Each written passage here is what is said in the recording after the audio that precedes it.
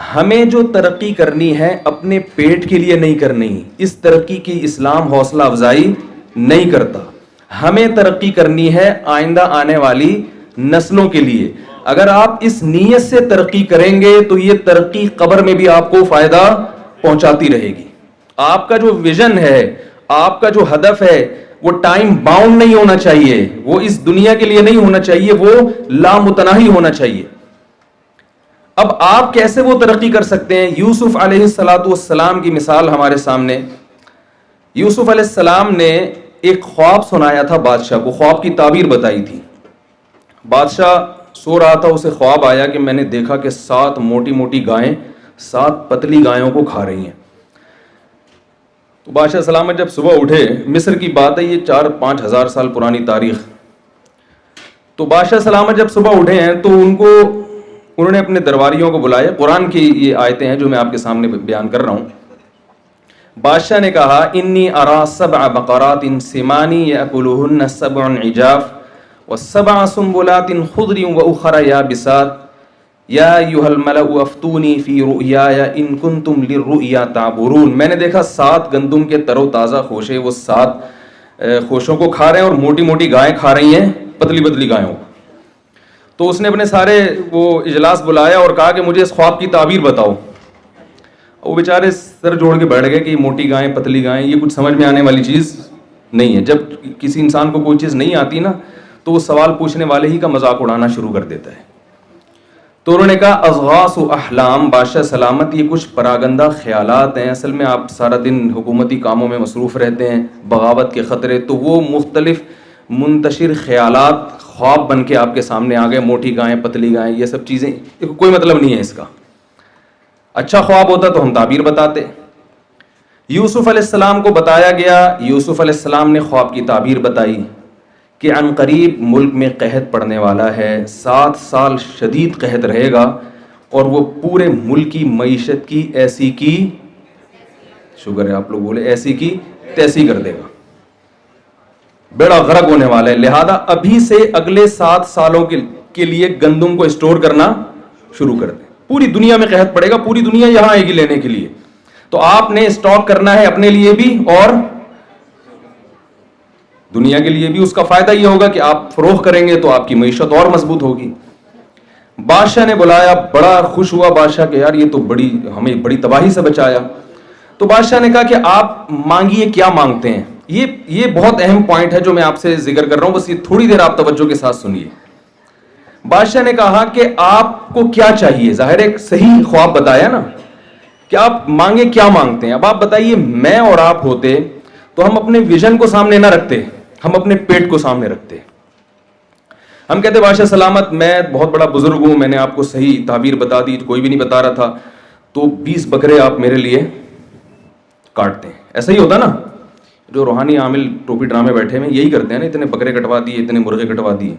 या हम ये कहते हैं कि बहरिया टाउन में एक प्लॉट दिलवाते हैं आप, ये एक पूरा बहरिया टाउन ही बनवा दें मेरे लिए अलग से। जब बादशाह है तो फिर एक प्लॉट से क्या होता है। ये है हमारी सोच जिसकी वजह से हमारा मुल्क तबाही की तरफ जा रहा है। यूसुफ अलैहिस्सलाम ने फरमाया, इजअलनी अला खज़ाइनिल अर्ज़, मुझे वजीर खजाना बना दें। बहुत मुश्किल है समझाना। रिजा भाई, पुलिस तो नहीं बुलवानी पड़ेगी ना समझाने के लिए। क्या फरमाया, मुझे वजीर खजाना। देखें, ये भी नहीं कह रहे मुझे कुछ नहीं चाहिए, मुझे एक मस्जिद बना के दे दो, वहाँ मैं इमामत करूँ और अपने नमाज रोज़ा पढ़ूँ, एक इबादत, मैं तो पैगंबर हूँ, मुझे क्या वजीर ख़जाना से और ये सब चीज़ें मुझे नहीं चाहिए। ना ना ना ना, मौका, तरक्की का मौका हाथ से जाने नहीं दे रहे, वजारत चाहिए। और आगे फरमाया, क्यों, पहले ये मैं बता दूं क्यों वजारत चाहिए। इसलिए कि यूसुफ अलैहिस्सलाम ये बात जानते थे कि इस मुल्क में कुछ वक्त के बाद जितनी वैल्यू वजीर खजाना की होगी, इतनी वैल्यू किसी और की, यार बोल तो लिया करेंगे, नहीं होगी। मुझे ताकि मुझे पता चले ना कि आप लोग मेरे साथ हैं। वो ये जानते थे कि कुछ वक्त के बाद जितनी वैल्यू वजीर खजाना की होगी, इतनी वैल्यू किसी और की नहीं होगी। भाई, जब मुल्क की मईशत तबाह होती है तो सबसे ज्यादा वैल्यू किसकी बढ़ती है? जो माहिर मईशत है ना कि यार ये कैसे कंट्रोल करेगा। यूसुफ अलैहिस्सलाम जानते थे कि जब लोग मेरे मोहताज होंगे तो पॉलिसी किसकी होगी, किसकी चलेगी?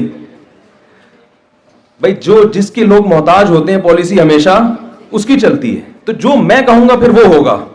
और वो जानते थे कि मैं अच्छा कहूंगा, मैं मुल्क के लिए बुरा, मैं इंसानियत के लिए, मुल्क के लिए बुरा नहीं सोचूंगा। यूसुफ अलैहिस्सलाम ने विजारत मांगी है और उसकी दलील ये दी, इन्नी हफीजुन अलीम। वजीर खजाना में दो सिफात का होना जरूरी है जो आजकल हमारे वज़रा में नहीं होती। नंबर एक, हिफाजत करना जानता हो, मुल्क की जो बैतुल माल है ना उसकी हिफाजत करना जानता हो, खाइन ना हो।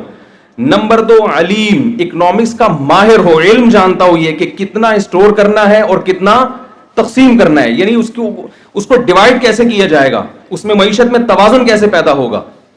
यह इल्म अल्लाह ने यूसुफ अलैहिस्सलाम को मोजज़ाती तौर पर अता किया था। इससे हमें पता चलता है कि पैगंबर वजारत चाहते भी हैं और इल्म की अहमियत भी बयान कर रहे हैं कि इकोनॉमिक्स के इल्म की शरीयत में बहुत ज्यादा अहमियत है। इतनी अहमियत कि अल्लाह ने पैगंबर को मोजज़े के तौर पर कौन सा इल्म अता किया है, इकोनॉमिक्स का इल्म, ताकि वो मुल्क के खजाने अपने हाथ में लें और उसको फिर सही तरह से डिवाइड कर सकें। और ये चीज बिल आखिर यूसुफ अलैहिस्सलाम के बादशाह बनने का सबब और जरिया बनी है। तो इसमें हमें यह सबक मिलता है कि पैगंबरों का ना हमें इस्लाम तरक्की से रोकता है, ना हमें इस्लाम एजुकेशन से रोकता है। इस्लाम हमें कहता है कि आप तरक्की भी करें, तालीम भी हासिल करें, मगर आपकी नीयत क्या होनी चाहिए? अपना पेट और अपनी जायदादें बनाना, अपनी जात नहीं होनी चाहिए, बल्कि आपका मकसद मुल्क और कौम की खिदमत होनी चाहिए। इस खिदमत के तहत आप पैसे भी कमा लें, उसमें कोई हर्ज नहीं है। यूसुफ अलैहिस्सलाम जब बादशाह बने तो लाइफ स्टाइल भी तो चेंज हुआ होगा ना उनका, जाहिर है बादशाहों वाला उनका लाइफ स्टाइल हो गया, इससे मना नहीं किया हमें। लेकिन हजरत यूसुफ अलैहिस्सलाम ने मिस्र की हुकूमत अपने हाथ में लेके हमें यह बताया है कि हमें उन तमाम तर ओहदों पर पहुंचना पड़ेगा जिन ओहदों के पर को हासिल करने के बाद मुल्क की तकदीरें और मुल्क की बागडोर हमारे हाथ में होगी और फिर हम मुल्क को सही तरह से चलाएंगे।